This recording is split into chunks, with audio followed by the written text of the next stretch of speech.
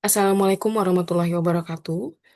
Pada pertemuan kedua ini, kita akan membahas pada topik divisi skizofita atau yang lebih dikenal dengan tumbuhan belah. Nah, nanti di sini teman-teman, di divisi skizofita ini kita akan membahas di dua pertemuan. Karena ini saya batasi agar teman-teman lebih memahami dan menguasai mengenai divisi skizofita ini. Oke, kita lanjut. Nah, skizofita atau tumbuhan belah.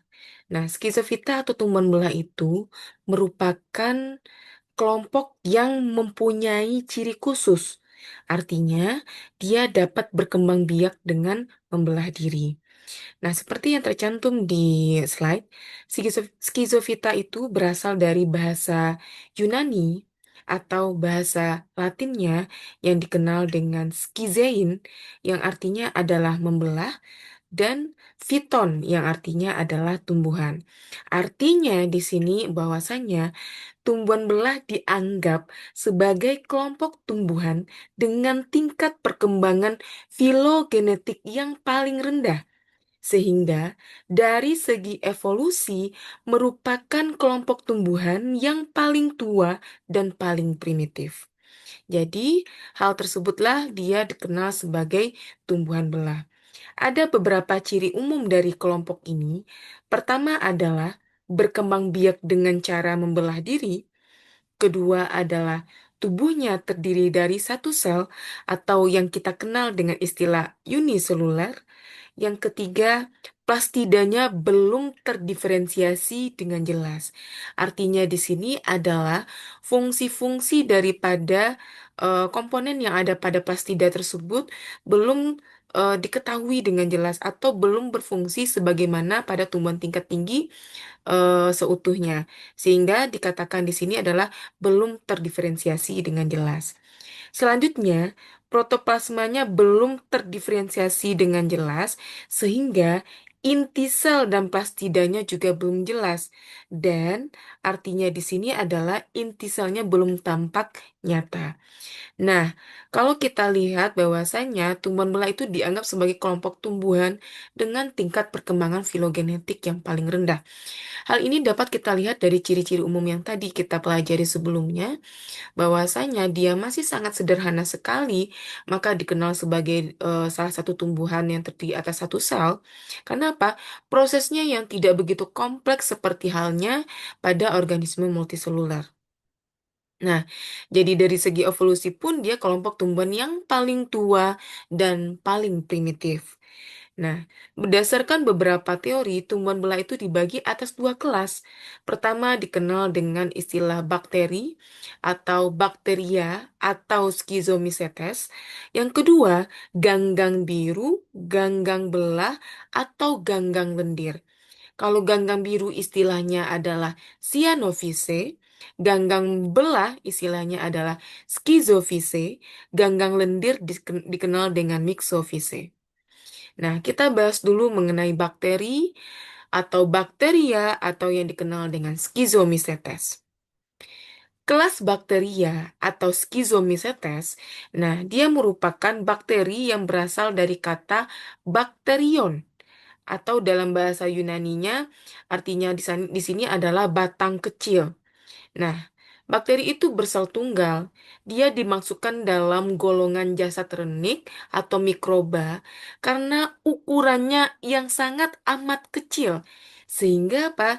Tidak dapat dilihat oleh mata telanjang. Nah, jadi inilah yang dapat kita lihat bahwasanya kenapa dia masuk pada uniseluler itu erat kaitannya dengan karakteristik daripada individu tersebut. Nah, ada beberapa ciri-ciri umum daripada bakteri. Pertama, jelas dia adalah uniseluler atau bersel satu. Kedua, tidak berklorofil meskipun ada beberapa jenis bakteri yang memiliki pigmen seperti klorofil, tetapi di sini juga dia memiliki mampu berfotosintesis. Nah, artinya di sini adalah tidak semua bakteri memiliki kemampuan tersebut, ya. Dan dia tidak seperti klorofil pada tumbuhan tingkat tinggi, teman-teman. Dia hanya memiliki pigmen seperti klorofil. Nah, artinya kenapa di sini di-inline-kan, disejajarkan atau diumpamakan dia seperti klorofil? Karena balik kepada fungsionalnya, pigmennya tersebut yang ditemukan pada bakteri itu dia memiliki kemampuan untuk berfotosintesis. Ketiga, hidupnya bersifat autotrof. Nah, arti di sini apa? Dia mampu membuat makanannya sendiri. Selanjutnya, reproduksinya dengan cara membelah diri atau lebih kita kenal dengan istilah pembelahannya adalah amitosis. Artinya di sini apa? Bahwasanya bakteri tidak melalui proses pembelahan pada umumnya. Seperti misalnya apa namanya tahapan-tahapan pembelahan yang sudah teman-teman pelajari ya, profase, metafase, anafase, tolfase. Nah, itu tidak ada pada bakteri. Lalu habitat bakteri itu hidup di mana-mana atau istilahnya adalah kosmopolit. Dia ada di tanah, dia ada di air, udara, dan makhluk hidup. Dan satuan ukuran bakteri itu dalam ukuran mikron, 10 hingga 3 mikron. Nah, perkembangbiakan bakteri. Nah, perkembangbiakan bakteri dia berkembang biak secara vegetatif atau aseksual atau dengan cara membelah diri. Setelah selesai pembelahan, sel anakan yang dihasilkan dari hasil pembelahan tadi itu dapat saling bergandengan satu sama lain. Makanya kita akan mengenal istilahnya dalam bakteri itu adalah koloni bakteri. Ya. Nah, koloninya itu bentuknya bisa beda-beda, teman-teman. Nah, bentuk koloni itu malah bisa dipakai sebagai key karakter dalam mengidentifikasi suatu bakteri. Nah, kita masuk pada sifat morfologi dan struktur tubuh. Nah, berdasarkan bentuknya, bakteri itu dibagi menjadi tiga kelompok utama. Pertama dikenal dengan bentuk umumnya kokus atau bulat. Nah, ada beberapa pembagian. Ada yang dikenal dengan monokokus. Mono itu tunggal, berarti bakteri berbentuk bola tunggal yang dilihat pada gambar monokokus ini, tunggal ya. Lalu diplokokus, artinya bakterinya berbentuk bola yang bergandengan dua-dua. Nah, ini dikenal sebagai diplokokus. Selanjutnya ada sarkina. Artinya apa? Bakteri berbentuk bola yang berkelompok empat-empat sehingga bentuknya mirip kubus. Nah, ini yang kita kenal dengan sarkina. Jadi seperti kubus. Jadi ada empat yang tersusun seperti persegi ya, dan itu saling apa namanya bukan berhimpitan ya, ibaratnya berkelompok empat-empat sehingga bentuknya mirip sekali dengan kubus. Lalu ada yang dikenal dengan Streptococcus. Nah, artinya adalah bakteri bentuk bola yang berkelompok memanjang membentuk rantai. Strepto itu adalah rantai ya. Nah, itu dikenal dengan dia Streptococcus. Terakhir adalah Staphylococcus. Nah, itu adalah bakteri berbentuk bola yang berkoloni membentuk sekelompok sel tidak teratur sehingga apa? Sehingga bentuknya mirip dompolan buah anggur gitulah. Itu dikenal dengan Staphylococcus. Kita masuk pada bentuk kedua basil atau batang. Ada tiga dikelompokkan pada basil. Ada yang dikenal basil tunggal. Jelas ya bakteri yang hanya membentuk satu batang tunggal. Ada yang dikenal dengan diplobasil, artinya adalah bakteri berbentuk batang yang bergandengan dua-dua. Dan ketiga, dikenal dengan streptobasil. Artinya apa? Bakteri berbentuk batang yang bergandengan memanjang membentuk rantai. Terakhir adalah spiral. Spiral adalah golongan bakteri yang bentuknya tentunya seperti spiral ya. Contohnya pada genus Spirillum. Nah, ada yang dikenal dengan Vibrio. Ini dianggap sebagai, dia sebenarnya bentuknya spiral, tapi dikenal sebagai spiral tak sempurna. Misalnya pada Vibrio chlorella, penyebab penyakit kolera. Lalu ada dikenal dengan Spiroseta. Artinya apa? Golongan bakteri berbentuk spiral yang cenderung lebih bersifat lentur dibandingkan dengan bentuk lainnya. Nah, pada saat bergerak, tubuhnya dapat memanjang dan mengerut. Nah, ini adalah satuan ukuran yang biasa dipakai untuk mengukur bakteri atau ibaratnya organisme yang masuk pada divisi skizofita. Jadi kalau kita konversikan, 1 mikrometer itu sama kalau di meternya 10 pangkat min 6 meter.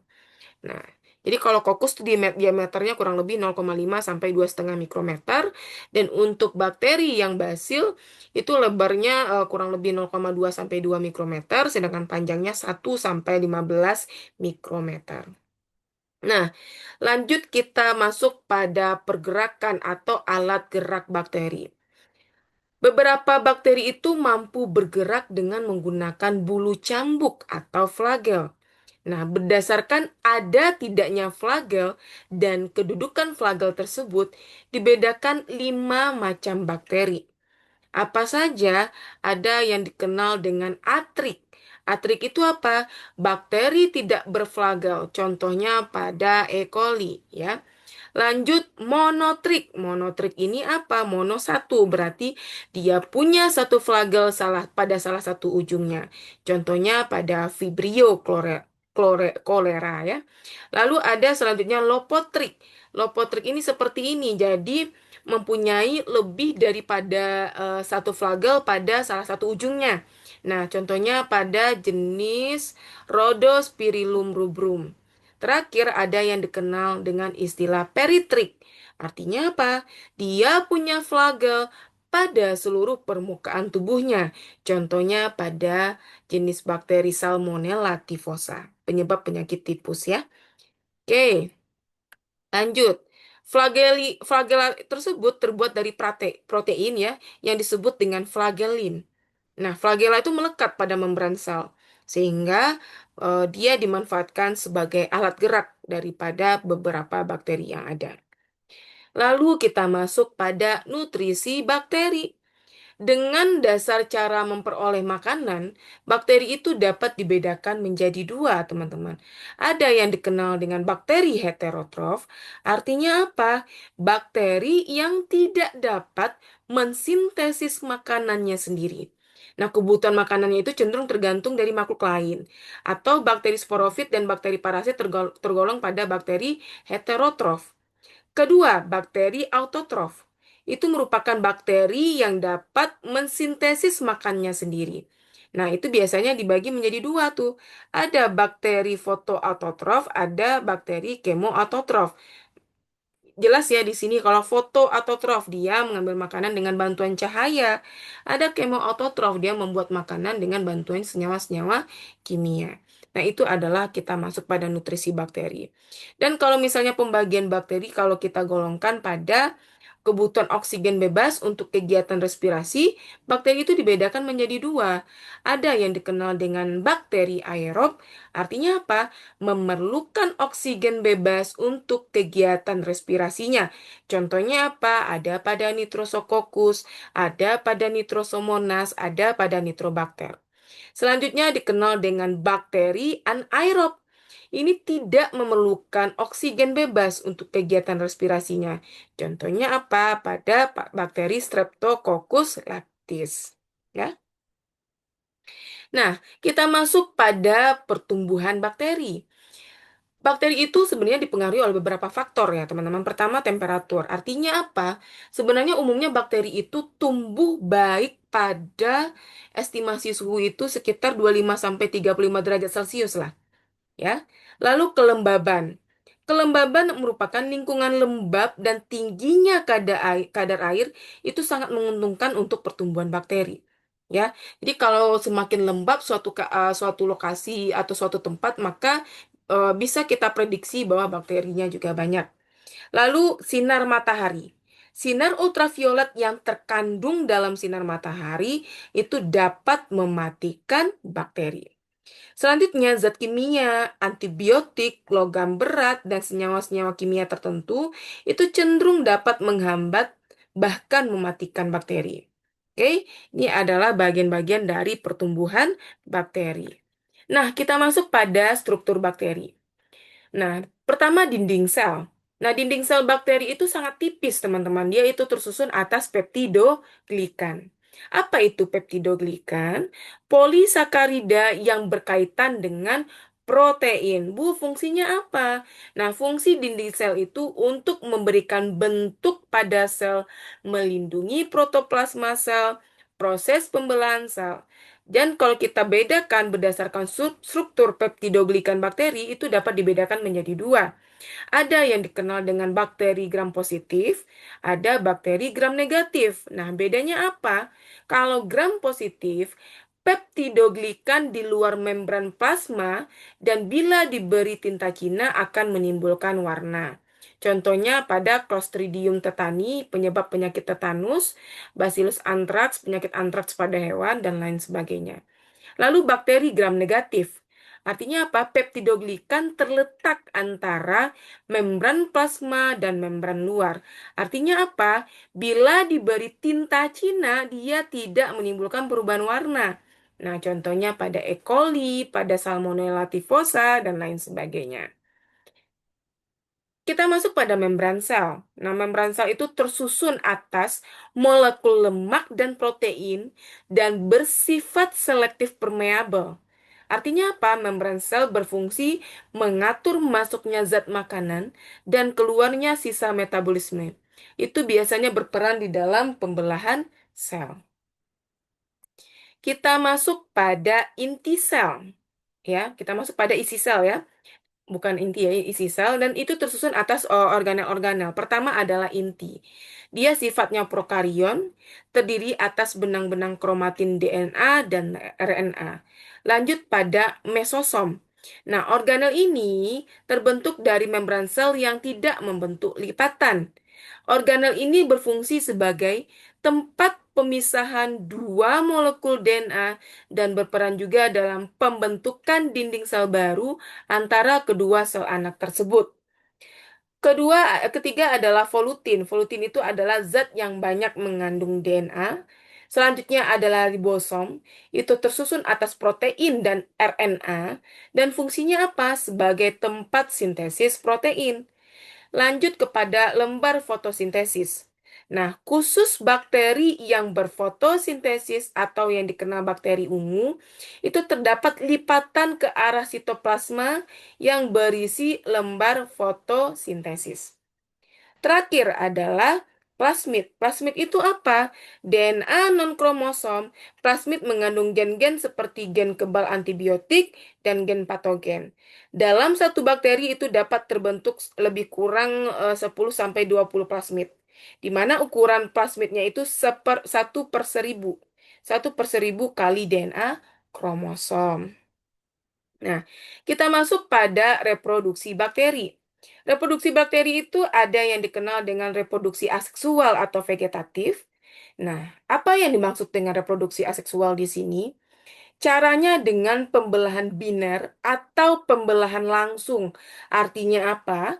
Tanpa melalui tahapan seperti mitosis. Nah, proses pembelahan biasanya diawali dengan proses replikasi atau perbanyakan DNA menjadi dua kopi DNA identik dan diikuti pembelahan sitoplasma. Nah, proses pembelahan berlangsung cepat, setiap 20 menit sekali. Contohnya apa? Pada Escherichia coli atau E. coli. Kedua, reproduksi seksual atau generatif. Caranya dengan konjugasi, pembelahan secara langsung materi genetik di antara dua sel bakteri melalui yang dikenal dengan jembatan sitoplasma. Dan ini tidak dapat ditentukan jenis kelamin kedua bakteri yang berkonjugasi. Nah, contohnya juga pada E. coli. Selanjutnya adalah rekombinasi DNA. Ada transformasi, ada transduksi, ada konjugasi. Jadi kalau kita membahas rekombinasi DNA, artinya apa? Bergabungnya dua DNA dari sumber yang berbeda. Artinya, rekombinasi DNA selain dengan proses konjugasi, ada proses lain, yaitu apa? Transformasi, transduksi, yang kemudian disebut dengan proses praseksual ya. Kita lanjut pada tahapan-tahapan dari rekomendasi DNA. Pertama adalah transformasi. Nah, transformasi di sini adalah, ya kita langsung ya, adalah pemindahan sebagian materi genetik atau DNA atau hanya satu gen bakteri ke bakteri lain dengan proses fisiologis yang kompleks. Nah, proses ini biasanya pertama ditemukan oleh Frederick ya, di mana dia mencoba salah satu bakteri yaitu Streptococcus pneumonia, artinya pneumonia itu adalah radang paru-paru. Nah, ada juga pada Haemophilus bacillus. Nah, diduga transformasi ini merupakan cara bakteri menularkan sifatnya ke bakteri lain. Misalnya, bakteri patogen yang semula tidak kebal antibiotik dapat berubah menjadi kebal antibiotik karena transformasi. Ya, pada gambar ini jelas ya. Lanjut kepada transduksi. Nah, transduksi apa lagi itu? Pemindahan materi genetik dengan perantara virus. Nah, virusnya itu dapat menyambungkan materi genetiknya ke DNA bakteri dan membentuk yang namanya profage, ya. Profag. Nah, ketika terbentuknya virus baru, di dalam DNA virus sering terbawa sepenggal DNA bakteri yang diinfeksinya. Nah, virus yang terbentuk memiliki dua macam DNA yang dikenal sebagai partikel transduksi atau transducing particle, di mana cara ini dikemukakan oleh beberapa peneliti bahwa transduksi itu pemindahan materi genetik dengan perantara virus. Terakhir adalah konjugasi. Nah, konjugasi ini adalah proses bergabungnya dua bakteri. Jadi, jantan betinanya sebenarnya kurang bisa ditentukan, sehingga diberikan aja berdasarkan karakteristiknya, minus dan plus. Nah, dengan membentuk yang dikenal dengan jembatan untuk pemindahan materi genetik atau yang kita kenal dengan rekombinan baru. Oke, ini adalah beberapa tugas yang harus teman-teman kerjakan.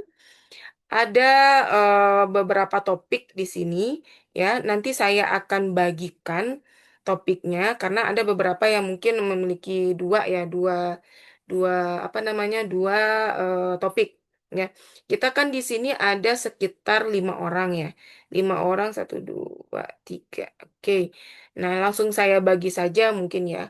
Kalau untuk April, coba jelaskan mengenai Ordo Pseudomonadales dengan Begiatuales. Lalu selanjutnya adalah apa namanya Farhat ya. Farhat itu Chlamydobacteriales ya, Chlamydobacteriales. Nah, mungkin tugas-tugas ini karena ini masih nama yang lama, takut saya teman-teman ragu, nanti saya akan apa namanya akan saya jelaskan di luar presentasi ini, oke? Ini adalah peranan bakteri dalam kehidupan. Ada dia sebagai saprofit atau sebagai pengurai. Ada dia berfungsi di dalam proses fermentasi, contohnya pada pembuatan nata de coco. Lalu berperan dalam nitrifikasi. Jadi senyawa amoniak dan asam nitrit yang meracuni tanaman oleh bakteri nitrit dan bakteri nitrat. Nah, itu akan diubah menjadi asam nitrat yang tidak lagi berbahaya, bahkan diperlukan oleh tanaman. Nah, contoh genus bakterinya adalah Nitrosomonas, Nitrococcus, dan Nitrobacter. Lalu peranan bakteri adalah menghasilkan asam atau yang dikenal dengan Streptomyces griseus. Nah, itu biasanya menghasilkan asam berupa streptomisin. Lalu menghasilkan antibiotik atau Acetobacter acetii. Artinya apa? Dia menghasilkan asam asetat. Dan ini adalah beberapa bakteri yang merugikan pada manusia. Ada dia sifatnya parasit pada manusia, contohnya pada penyakit tipus. Ada parasit pada tumbuhan, biasanya pada di sini concernnya adalah pada penyakit pada anggrek. Terakhir adalah parasit pada hewan, yaitu Bacillus anthracus atau yang dikenal dengan penyakit antrak pada hewan. Oke, sekian terima kasih. Saya akhiri perkuliahan hari ini dengan mengucapkan Assalamualaikum warahmatullahi wabarakatuh.